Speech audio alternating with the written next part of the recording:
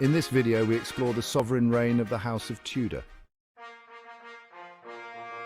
Starting at the beginning with Henry VII, who reigned for 24 years. We will go through the Tudor family lineage and look at the lives of his successors in order: Henry VIII, who reigned for 38 years, Edward VI, who reigned for 6 years, Mary I, who reigned for 5 years, and Elizabeth I, who reigned for 45 years. A throne won on the field. Henry Tudor's rise. The crown of England was not inherited, it was won on the battlefield. The struggle for power was fierce, and the stakes were incredibly high. The crown represented not just authority, but the very soul of the nation. Henry Tudor, a relatively obscure claimant to the throne, achieved this feat in 1485 at the Battle of Bosworth Field. Born in Pembroke Castle, Wales, in 1457, Henry's early life was marked by political instability and exile. This decisive battle marked the end of the Wars of the Roses, a brutal dynastic struggle that had ravaged England for decades. The conflict was between the houses of Lancaster and York, each vying for control of the English throne. Henry's victory ushered in a new era for England, one ruled by the Tudor dynasty. This new era promised a semblance of stability and the hope of a unified nation after years of division and bloodshed. His rise to power was as improbable as it was dramatic, a testament to his ambition and political acumen. Henry's journey to the throne was fraught with danger, requiring not just military might, but also strategic alliances and shrewd diplomacy. Henry's claim to the throne was tenuous at best. His lineage was questioned by many, and his right to rule was not immediately accepted by all. He descended from a Welshman, Owen Tudor, who had secretly married the widow of King Henry V. This union was controversial and added to the complexity of Henry's claim. This lineage, combined with his exile in Brittany, made him an unlikely king. During his time in exile, Henry learned the art of survival and the importance of building alliances. Yet fate, it seemed, had other plans. Despite the odds, Henry's determination and the support of key allies set him on a path to the throne. The tyrannical rule of Richard III, the last Yorkist king, had alienated many within the English nobility. Richard's reign was marked by controversy, including the mysterious disappearance of his nephews, the princes in the Tower. They saw in Henry a chance for peace and stability, a stark contrast to the chaos of the preceding decades. The nobility, weary of constant conflict, were eager for a leader who could bring order and prosperity. Henry, a shrewd strategist, capitalized on this discontent. He carefully positioned himself as the candidate who could restore balance and justice to the realm. He garnered support from powerful lords, promising them an end to the bloodshed and a return to order. These promises were not just empty words, they were backed by Henry's vision for a united and peaceful England. He also skillfully cultivated an image of himself as a divinely appointed ruler, destined to rescue England from its turmoil. This image was reinforced through symbols, speeches, and the support of influential figures. This potent combination of political maneuvering and calculated propaganda proved to be a winning formula. Henry's ability to blend military prowess with political savvy set him apart from his rivals. On August 22, 1485, Henry's forces clashed with Richard III's army near Market Bosworth. The battle was a turning point, not just for Henry, but for the entire nation. The battle was fierce and bloody, the fate of England hanging in the balance. Soldiers fought with a ferocity born of desperation, knowing that the outcome would shape the future of the kingdom. Richard, a valiant warrior, fought bravely but was ultimately slain. His death marked the end of the Yorkist claim to the throne and the beginning of a new chapter in English history. Henry, upon Richard's death, was crowned king on the battlefield itself, a symbolic gesture marking the beginning of his reign and the Tudor dynasty. This act was not just a formality, it was a powerful statement of his legitimacy and authority. This victory, however, was just the first step in a long and arduous journey to secure his throne and heal a nation fractured by decades of civil war. Henry's reign would be marked by efforts to consolidate power, strengthen the monarchy, and bring lasting peace to England. The Wars of the Roses, a legacy of bloodshed. The Wars of the Roses, a brutal conflict between the houses of Lancaster and York, had left an indelible scar on England's psyche. For generations, these two powerful families had vied for the throne. their rivalry plunging the nation into a cycle of violence and instability. The conflict's roots could be traced back to the reign of Edward III, whose descendants would later clash in a bitter struggle for supremacy. The conflict's name, though romanticized in later centuries, stemmed from the symbols adopted by each house, a red rose for Lancaster and a white rose for York. These symbolic flowers belied the brutal reality of the conflict. Battles were fought with a ferocity that shocked even the most hardened medieval soldier. The nobility caught in the crossfire were decimated, their ranks thinned by constant warfare and executions. The common people, too, suffered immensely. Their lives were disrupted by marauding armies, their livelihoods destroyed, their sons conscripted to fight in battles that held little meaning for them. The very fabric of English society was torn apart, leaving a profound sense of disillusionment and despair in its wake.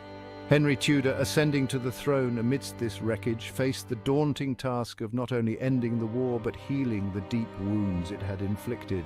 The Wars of the Roses had demonstrated the fragility of power, how easily a kingdom could be plunged into chaos. Henry, all too aware of this precarious reality, was determined to avoid the mistakes of his predecessors. He understood that true power lay not just in military strength, but in unity, stability, and the rule of law. His reign, therefore, would be defined by his efforts to mend a broken nation and establish a lasting peace. A king's first act: securing the Tudor dynasty. Henry, acutely aware of the precarious nature of his claim, moved swiftly to consolidate his power and legitimize his reign. His first act as king was to imprison Edward, Earl of Warwick, the young nephew of Richard III and a potential rival to the throne. This decisive action, though seemingly ruthless, was a necessary step to prevent further Yorkist uprisings.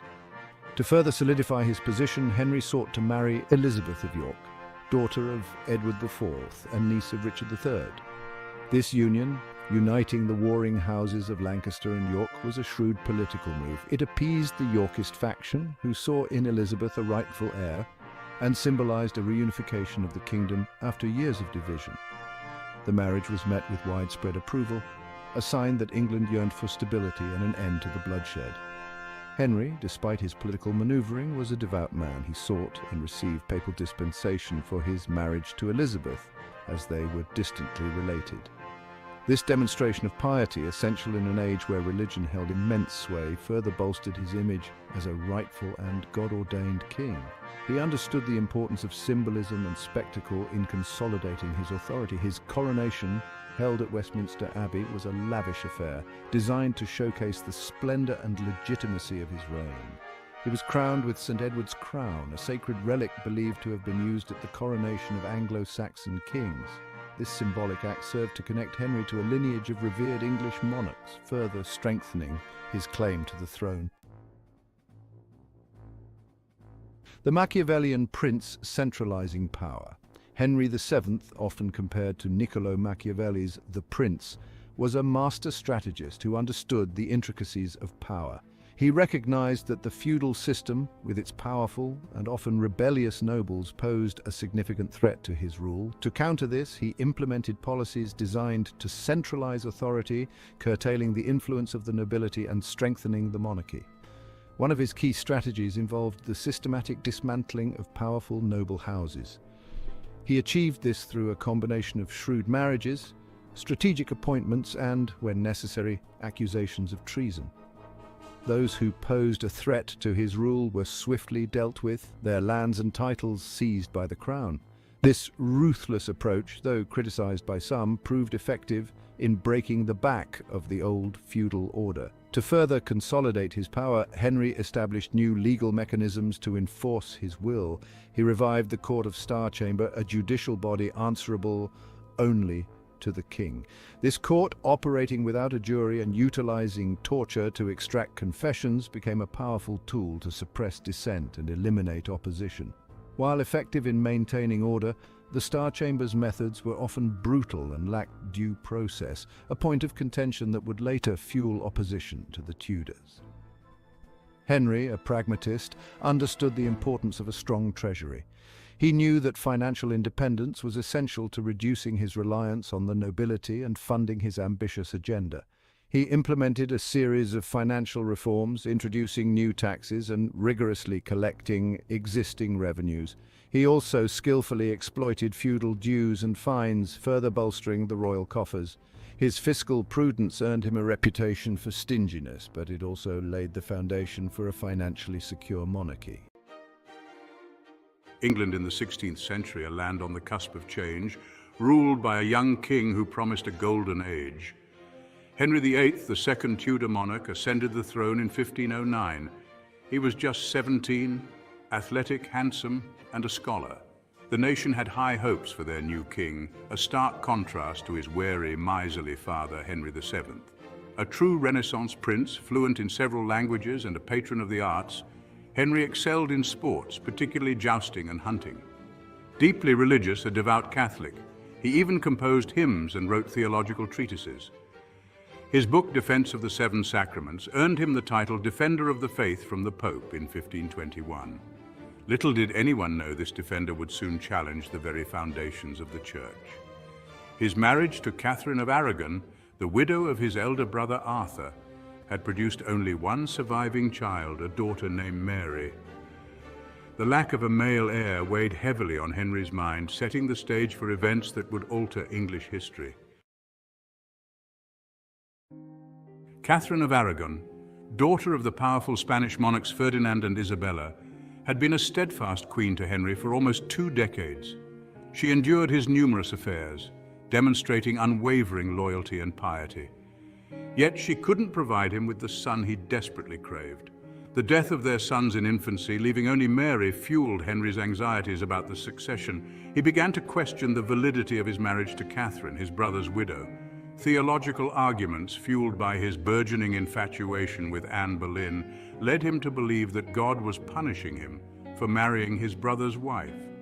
Henry, convinced that his marriage was cursed, sought an annulment from the Pope. However, Catherine, a woman of strong will and deep faith, refused to be cast aside. She fought back with unwavering determination, appealing directly to the Pope and garnering sympathy from Catholic rulers across Europe. The Pope's refusal to grant an annulment, influenced by political pressure from Catherine's nephew, the Holy Roman Emperor Charles V, infuriated Henry. He saw it as an infringement upon his authority as King of England. This defiance fueled his desire to break free from Rome's control.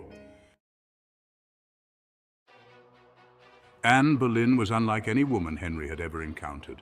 Intelligent, witty, and alluring, she was the opposite of the pious and submissive Catherine. Anne, having spent time at the French court, possessed a sharp intellect and a captivating aura that enthralled the king. She refused to be just another royal mistress demanding to be queen. Henry, captivated by Anne, was determined to make her his queen and secure a legitimate male heir. He broke with the Catholic Church, declared himself supreme head of the Church of England, and annulled his marriage to Catherine. This act, a seismic shift in English history, sent shockwaves through Europe. In 1533, Henry and Anne married and she was crowned Queen of England. However, Anne's triumph was short-lived. She failed to produce a male heir, giving birth to a daughter, Elizabeth, who would later become one of England's greatest monarchs. Accused of adultery, incest, and treason, charges widely believed to be fabricated, Anne was imprisoned in the Tower of London. Anne Boleyn, the woman who had captivated a king and defied a church, was beheaded on May 17, 1536. Henry, deeply affected by Anne's execution in 1536, found solace in Jane Seymour, a lady-in-waiting who had caught his eye even before Anne's downfall. Unlike Anne, Jane was demure and unassuming, a stark contrast to her predecessor's fiery personality. She represented a return to tradition, a calming presence in the wake of the tumultuous years.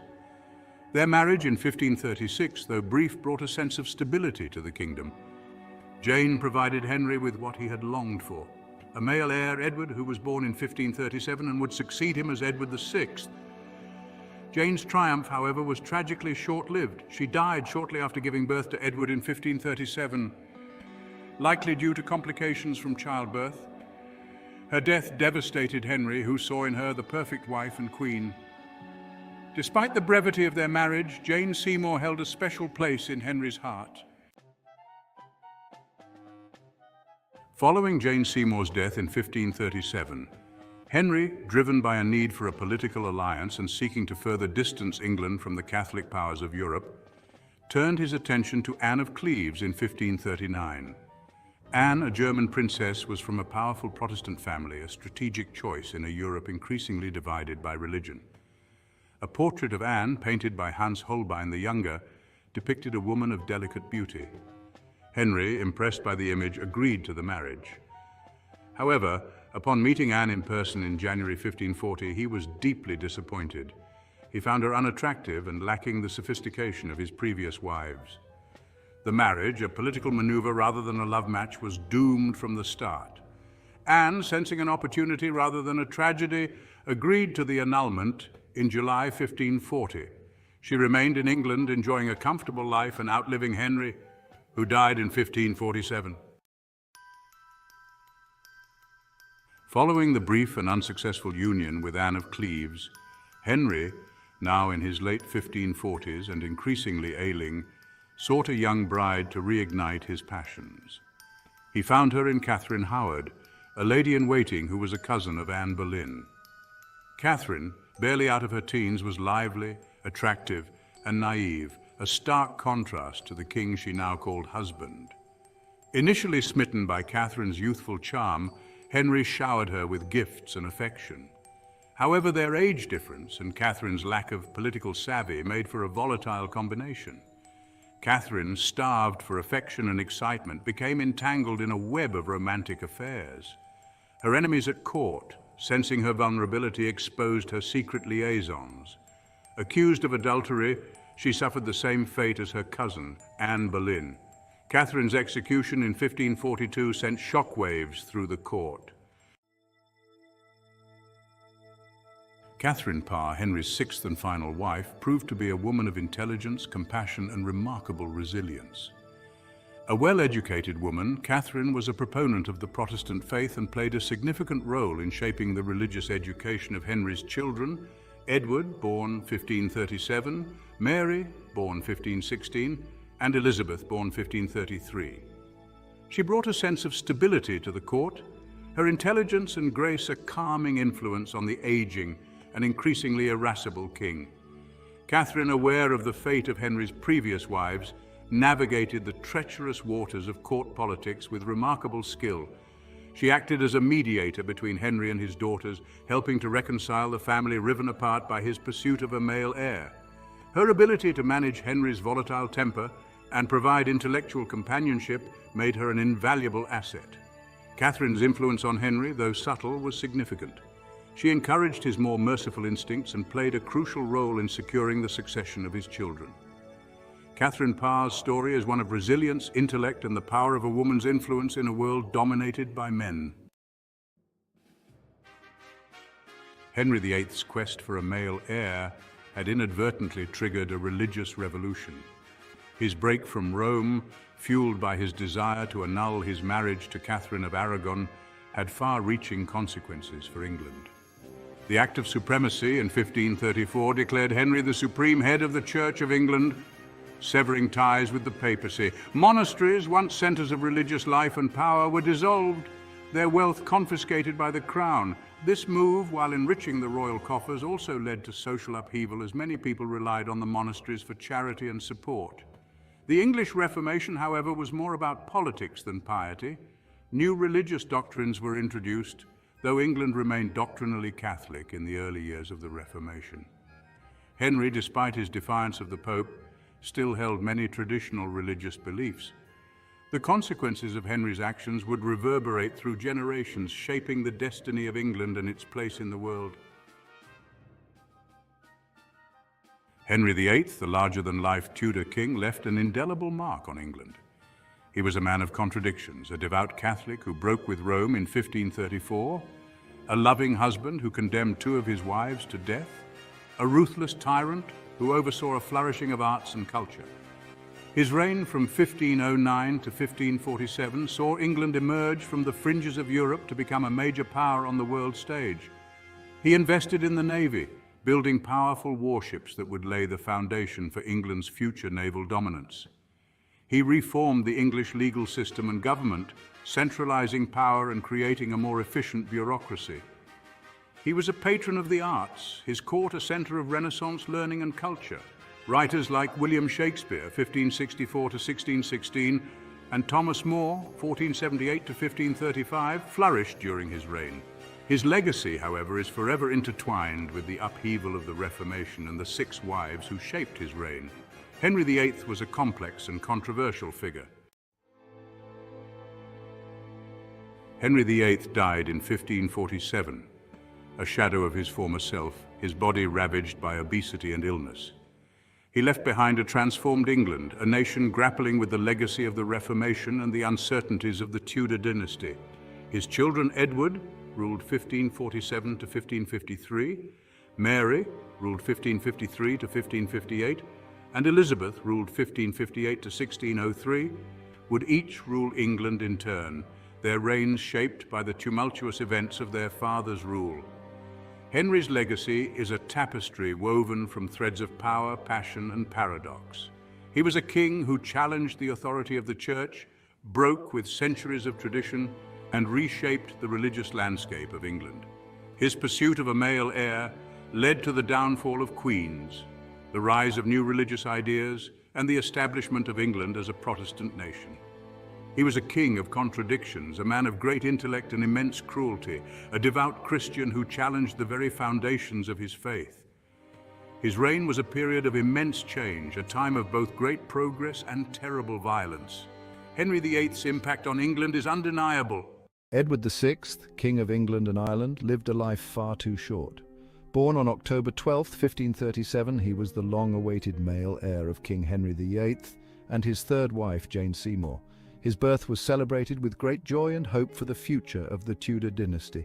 He was only 9 years old when he inherited the throne, following the death of his father in 1547.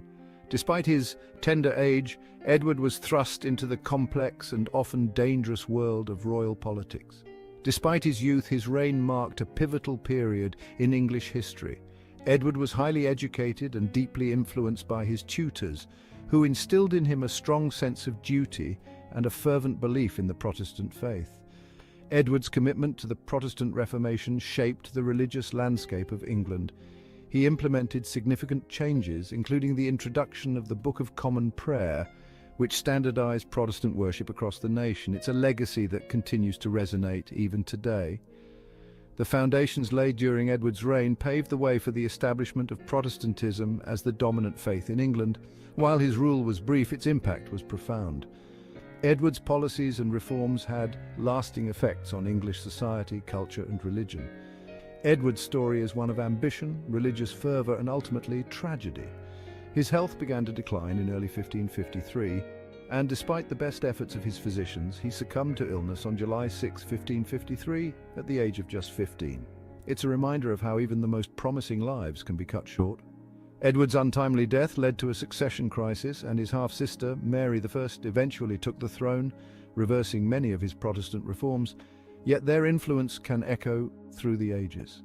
Edward VI's brief but impactful reign remains a significant chapter in the history of England, illustrating how even a young king can leave an indelible mark on the world. Born on October 12, 1537, Edward was the long-awaited son of King Henry VIII. His birth marked a significant moment in English history, as the kingdom had been eagerly anticipating a male heir to secure the Tudor lineage, and Jane Seymour. His birth was met with great celebration throughout the realm. The streets of London were filled with joyous crowds, and festivities lasted for days, reflecting the immense relief and happiness of the people. Henry VIII, desperate for a male heir to secure the Tudor dynasty, finally had his wish fulfilled. The king's previous marriages had failed to produce a surviving male heir, making Edward's birth a pivotal event. Edward's education was entrusted to renowned scholars.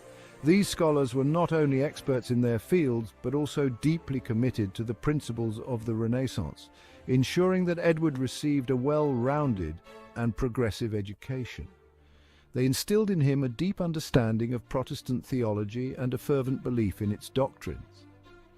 This religious education was crucial, as it shaped Edward's views and policies during his reign. From a young age, he displayed a keen intellect and a strong will.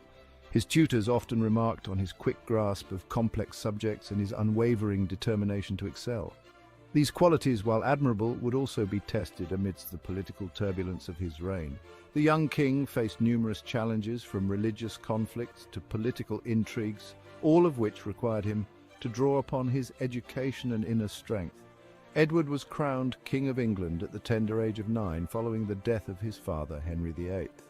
His youth and inexperience meant that he relied heavily on his councillors and regents to govern the kingdom. Despite his age, Edward was actively involved in the decision-making process. He showed a remarkable ability to understand the complexities of governance and was determined to implement his vision for a Protestant England. Unfortunately, Edward's reign was cut short by his declining health. He fell seriously ill in early 1553, and despite the best efforts of his physicians, he succumbed to his illness in July of that year. The death of Edward VI was a significant blow to the Tudor dynasty. His passing marked the end of a brief but impactful reign, leaving a lasting legacy on the religious landscape of England. Edward's commitment to Protestantism had a profound influence on the future of England. His reforms laid the groundwork for the religious transformations that would continue under his successors, shaping the nation's identity for generations to come. Upon Henry VIII's death in 1547, Edward ascended to the throne. He was a mere 9 years old. Due to his young age, a regency council was established to govern England until he reached maturity. This council was comprised of powerful nobles and clergymen. They were often divided in their vision for England's future. The Duke of Somerset, Edward's uncle, emerged as Lord Protector. He wielded considerable power and influence over the young king. Edward VI's reign witnessed a dramatic acceleration of the English Reformation. Guided by his own strong Protestant beliefs and the counsel of reformers like Archbishop Thomas Cranmer, significant religious changes swept the nation. The Act of Uniformity in 1549 established the Book of Common Prayer. This replaced Latin texts with English services, making worship more accessible to the common people. The dissolution of chantries and seizure of their wealth further weakened the Catholic Church's hold in England.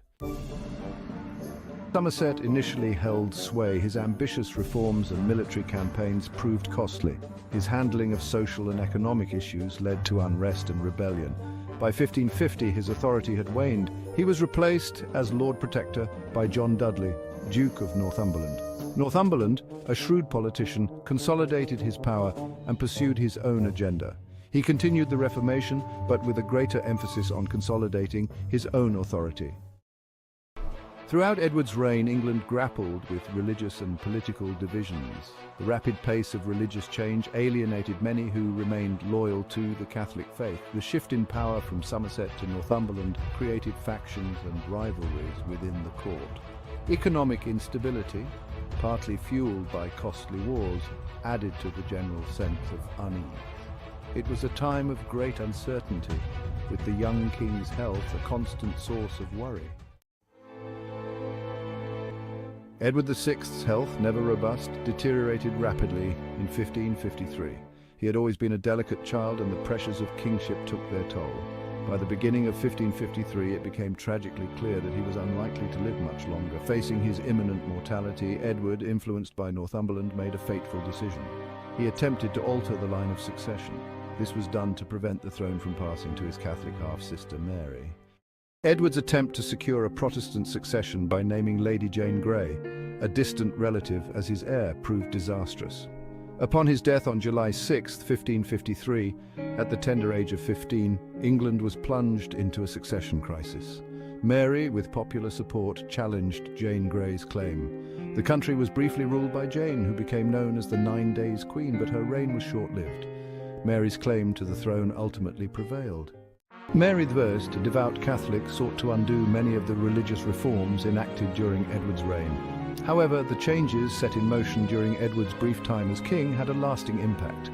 The Protestant faith, firmly established during his rule, would eventually become the dominant religion in England. His reign serves as a poignant reminder of the enduring power of ideas and the profound impact that even a short reign can have on the course of history. The reign of Edward VI, though tragically brief, was a pivotal period in English history. Born in 1537, Edward ascended to the throne at the tender age of 9, following the death of his father, Henry VIII. Despite his youth, Edward's reign was marked by significant religious upheaval and transformation.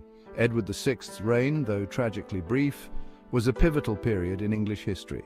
His time on the throne lasted only 6 years, from 1547 to 1553, but those years were filled with profound changes that would shape the future of England. It was a pivotal period in English history. During his reign, Edward VI continued the Protestant Reformation initiated by his father. He was a staunch supporter of Protestantism, and his government implemented numerous reforms to solidify the new faith. He left an indelible mark on the religious landscape of England. The Book of Common Prayer was introduced, and the English Church moved further away from Catholic practices. These changes were not without resistance, and the period was marked by significant religious tension. His commitment to the Protestant Reformation transformed the nation. Edward's advisors, particularly the Duke of Somerset and the Duke of Northumberland, played crucial roles in steering the young king's policies. Their influence ensured that Protestantism took root firmly in England. The legacy of Edward VI is complex and multifaceted. On one hand, he is remembered for his religious reforms and the establishment of Protestantism. On the other hand, his reign was also a time of political instability and social unrest. He was a king shaped by his time. The young king was heavily influenced by his advisors and the political climate of the era. His reign was a reflection of the broader struggles between Catholicism and Protestantism that were playing out across Europe. He was thrust into a position of immense power at a tender age. Despite his youth, Edward took his role seriously and was deeply involved in the governance of his kingdom. His education and upbringing had prepared him for kingship, but the challenges he faced were immense. Edward VI's story is a reminder of the human cost of religious and political upheaval. The changes he implemented had far-reaching consequences, affecting the lives of countless individuals. The period was marked by conflict, both religious and political, and the young king's health suffered as a result. It's also a testament to the enduring power of faith and the lasting impact of even the shortest reigns. Edward VI's commitment to his beliefs and his determination to see them implemented left a lasting legacy. His reign, though brief, was a turning point in English history. England, a land of kings and queens, a kingdom forged over centuries, yet for much of its history the throne was a seat reserved for men. That changed forever with Mary I, the first woman to rule England in her own right. No mere consort, no regent holding power in the shadows, Mary shattered centuries of tradition. She became a queen regnant, a queen in her own name. Mary's reign was brief, lasting only 5 turbulent years, but her impact on England was profound, leaving an indelible mark on the nation's religious and political landscape. To understand Mary, we must first journey back to her tumultuous childhood, a childhood marked by both privilege and peril. For Mary was not born expecting to be queen. She was, however, born a princess, the daughter of King Henry VIII and his first wife, Catherine of Aragon. It was a birth met with great celebration, for Mary was the long-awaited heir, the princess who would one day rule England, or so it seemed. Mary's early years were a mix of sunshine and storm clouds. Born into the grandeur of the Tudor dynasty, her life was a tapestry woven with moments of joy and underlying tension. She was a bright and precocious child, adored by her parents. King Henry VIII and Queen Catherine of Aragon doted on their daughter, seeing in her the promise of a bright future. Tutors marveled at her intellect, quickly mastering languages and courtly graces. Mary was not just a student, she was a prodigy, absorbing knowledge with an insatiable curiosity. She was, by all accounts, a princess worthy of her lineage. Her poise and grace were evident even at a young age, making her a beloved figure in the court. Yet even in these early years, shadows loomed. The corridors of the castle, though grand, were filled with whispers of uncertainty and the ever-present pressure of royal expectations. Henry VIII, a man of immense appetites and even greater ambition, yearned for a son, an heir to secure the Tudor dynasty. His desire for a male successor was a constant undercurrent in the royal household. When Catherine failed to produce a male heir, Henry's affections began to wander. The Queen's inability to give him a son became a source of tension and sorrow. casting a shadow over their once happy marriage.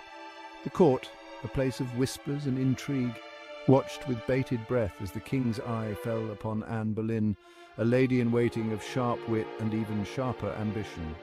Anne's presence at court was like a spark in a tinderbox, igniting gossip and speculation. For Mary, Anne's presence signalled a dangerous shift in the winds of fortune. The young princess, though still a child, could sense the brewing storm that threatened her mother's position and her own future. Anne was ambitious, not just for herself, but for her future children.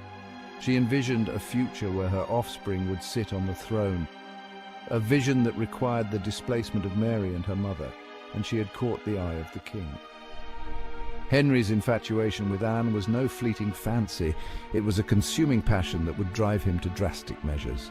The stage was set for a drama that would tear England apart and leave young Mary caught in the crossfire. The once bright future of the princess was now overshadowed by the tumultuous events that would reshape the kingdom and her destiny. Henry VIII, desperate for a male heir and besotted with Anne Boleyn, embarked on a course of action that would shatter the religious unity of Christendom. His desire for a son to secure the Tudor dynasty was so intense that it led him to make decisions that would forever alter the course of English history. He sought an annulment from Catherine of Aragon, claiming that their marriage was invalid in the eyes of God.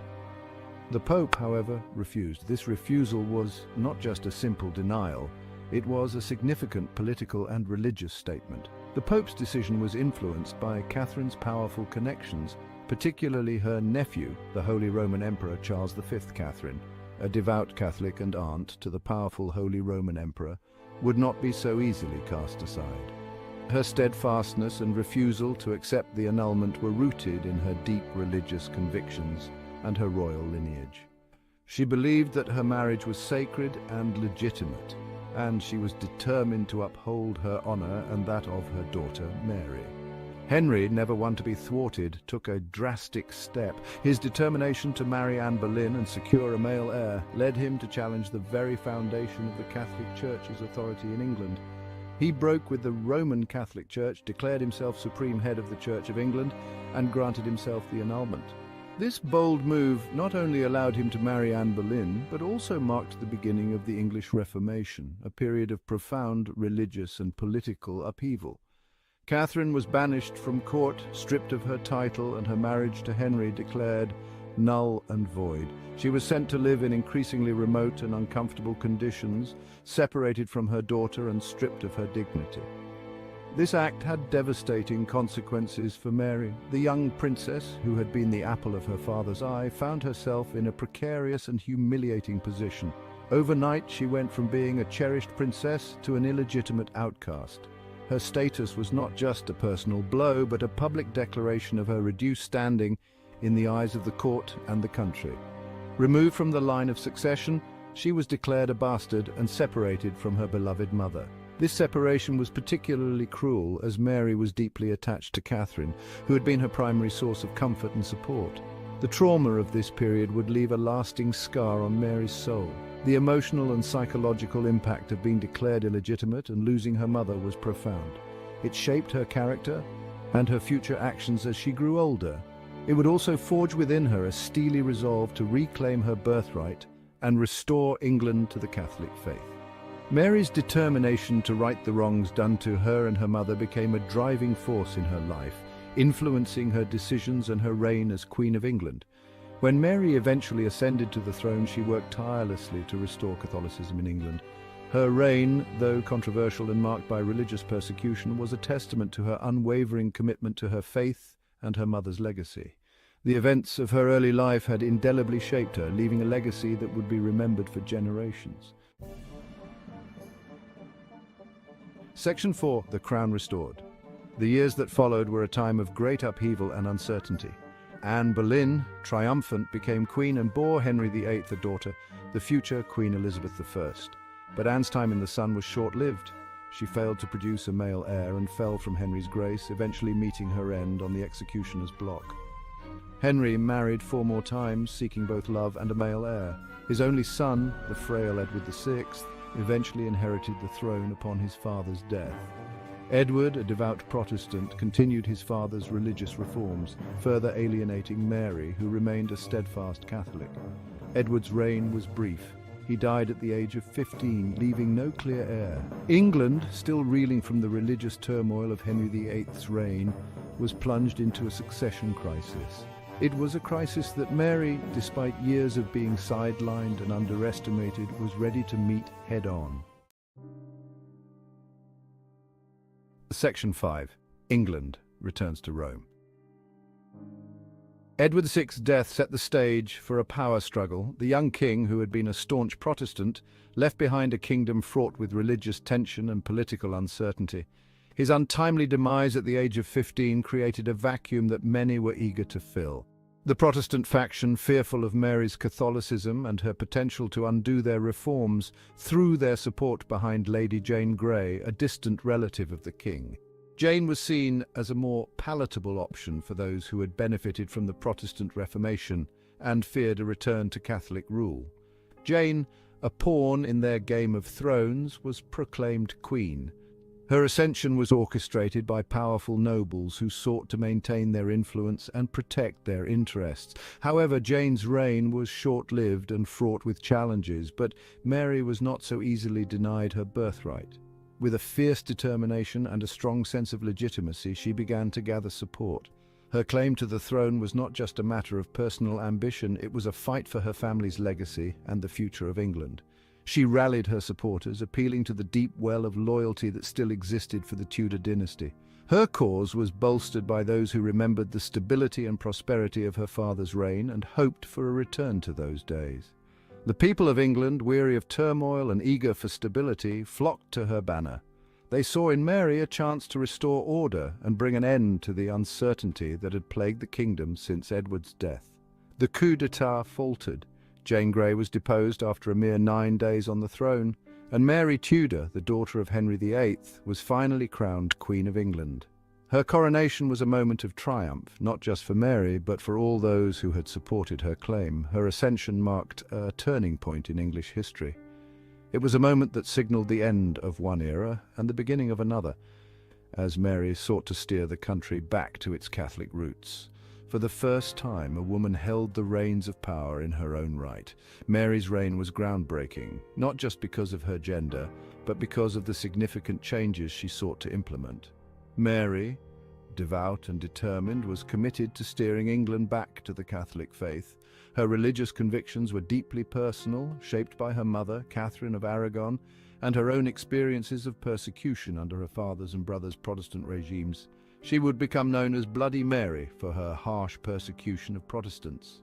Her efforts to restore Catholicism were marked by a series of brutal executions, which left a dark stain on her legacy. But her story is far more complex than this simple label suggests. Mary was a queen who faced immense challenges and made difficult decisions in a time of great upheaval. Her reign was a struggle to reconcile her personal beliefs with the political realities of her time. She was a queen who inherited a kingdom divided, a queen who ruled in an age of religious fanaticism, a queen who would leave a lasting legacy on the throne of England. Her efforts to restore Catholicism, though ultimately unsuccessful, set the stage for the religious conflicts that would continue to shape England for generations to come. Mary's reign, though brief, was a pivotal chapter in the story of England, one that continues to be studied and debated by historians to this day.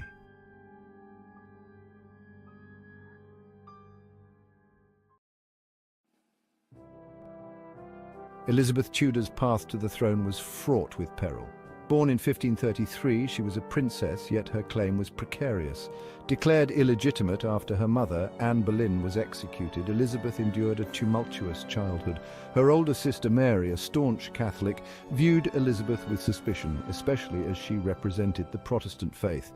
Upon Mary's death in 1558, Elizabeth finally ascended the throne. England, weary of religious strife and economic instability, looked upon their new queen with a mix of hope and apprehension. Elizabeth, at the age of 25, embraced the daunting task of ruling a divided nation with unwavering courage and sharp intellect. Elizabeth's education was unique for a woman of her time. Fluent in several languages, including Latin, French, and Italian, she possessed a keen understanding of history, philosophy, and theology. Her education went beyond books. She was also trained in statecraft and diplomacy. She understood the complexities of courtly life, having witnessed firsthand the machinations and power struggles within her own family. This intellectual foundation proved invaluable as she navigated the treacherous waters of English politics. Her sharp mind and eloquence were evident in her speeches where she rallied her people and asserted her authority. She understood the importance of projecting an image of strength and stability, especially during times of crisis. Her knowledge of history informed her decisions, enabling her to learn from the mistakes of her predecessors. She sought counsel from trusted advisors, but was never afraid to trust her own judgment. This potent combination of intellect, education, and unwavering self-belief would shape Elizabeth's reign and transform England's destiny. One of Elizabeth's most pressing challenges was the religious divide that plagued England. Her father, Henry VIII, had broken from the Roman Catholic Church, but Mary had reinstated Catholicism during her reign. Elizabeth sought a middle ground, a way to unite her people under one faith. The Elizabethan religious settlement of 1559 was a testament to her political acumen. She re-established the Church of England with herself as its supreme governor, a title that asserted her authority over spiritual matters. The Act of Uniformity enforced a common prayer book, aiming to create a unified religious practice. While the settlement did not please extremists on either side, it provided a framework for religious peace. Elizabeth's aim was not to dictate conscience, but to ensure stability and order. Her skillful handling of this volatile issue laid the foundation for a period of relative religious tolerance and national unity.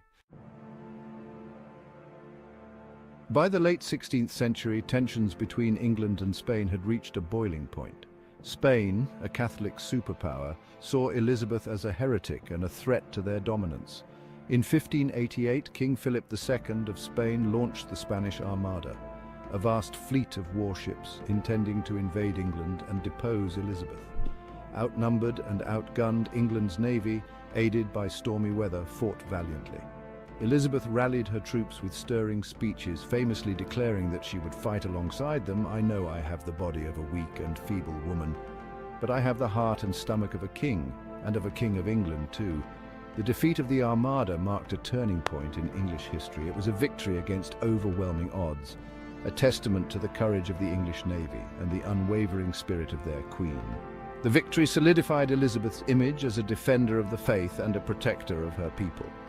It also marked the decline of Spanish naval power and paved the way for England's future as a dominant seafaring nation. Elizabeth's reign is often referred to as England's Golden Age, a period of unprecedented cultural flourishing. The arts, particularly theatre, thrived under her patronage. Playwrights like William Shakespeare, Christopher Marlowe, and Ben Jonson found an audience in the Elizabethan court, and their works reflected the energy and optimism of the era. Exploration and discovery also flourished during Elizabeth's reign. Inspired by the voyages of explorers like Sir Francis Drake and Sir Walter Raleigh, England began to establish colonies in the New World, laying the foundation for its future empire. Elizabeth's court was a centre of learning, debate, and artistic expression. She surrounded herself with brilliant minds, encouraging intellectual curiosity and innovation. Her reign witnessed significant advancements in science, literature, and music, cementing England's reputation as a centre of Renaissance culture. The legacy of this golden age would continue to inspire generations to come. Elizabeth's political acumen was undeniable. She navigated the treacherous waters of European politics with remarkable skill, forging alliances and outmaneuvering her enemies. She understood the balance of power and played her hand masterfully, ensuring England's security in a volatile world. She was a shrewd judge of character, surrounding herself with capable advisors but never allowing herself to become a puppet to their influence. Her ability to command respect and loyalty from her court and her people was crucial to her success. Elizabeth's reign marked a period of significant growth for England. The country's economy prospered, trade flourished, and England's influence on the world stage grew. Her policies laid the groundwork for England's eventual rise as a global power. Elizabeth understood the power of image. She cultivated a specific persona, presenting herself as the Virgin Queen, married to her country and her people. This image of Elizabeth, eternally youthful and strong, resonated with her subjects and helped to solidify her hold on power. Portraits of Elizabeth were carefully crafted to present her in the most favorable light. She used fashion as a tool, her elaborate gowns and jewelry symbolizing her wealth, power, and authority. The pearl, a symbol of purity and virginity, became a key motif in her attire. Elizabeth's speeches, often infused with religious imagery and patriotic fervor, further reinforced her public image. She understood the importance of propaganda and used it effectively to shape public perception and garner support for her reign. Elizabeth's reign, spanning over 4 decades, left an indelible mark on England. Her legacy as the Virgin Queen, the brilliant independent ruler who defied expectations and led her nation to greatness, continues to capture the imagination. She had faced down threats, both foreign and domestic, navigated religious turmoil, and ushered in a golden age of culture and exploration. Her reign was not without its flaws, but her achievements far outweighed her shortcomings. Elizabeth's story is a testament to the power of intellect, determination, and unwavering self-belief. She shattered the limitations imposed upon women of her time, proving that they too could be strong, decisive, and effective rulers. Elizabeth's reign laid the foundation for England's transformation into a global power. Her defeat of the Spanish Armada marked a shift in the balance of power, diminishing Spain's dominance and paving the way for England's naval supremacy. The exploration and colonization efforts she encouraged set the stage for the British Empire's vast reach. Her legacy extended beyond the shores of England. She was a symbol of strength and resistance against the Catholic powers of Europe, inspiring Protestant movements across the continent. Her reign marked a turning point in European history, as England emerged from the shadow of its neighbours to become a major player on the world stage. Elizabeth's reign was a time of profound change and transformation for England. Her policies, her leadership, and her vision shaped the destiny of a nation, propelling it towards a future of power, prosperity, and global influence. Elizabeth I, the Virgin Queen, remains one of the most iconic figures in English history. Her intelligence, her strength, and her unwavering commitment to her country left an indelible mark on the nation's psyche. Her reign was a time of great upheaval and change, yet she navigated these challenges with remarkable skill, leaving England a far stronger and more influential nation than she had inherited. Her legacy continues to resonate today, inspiring countless works of art, literature, and film. She remains a symbol of female strength and leadership, a reminder that even in the face of adversity, courage and determination can prevail. Elizabeth I's story is a tale of resilience, of triumph over adversity, and of the enduring power of the human spirit. Her reign serves as a testament to the impact one person can have on the course of history and the enduring legacy they can leave behind.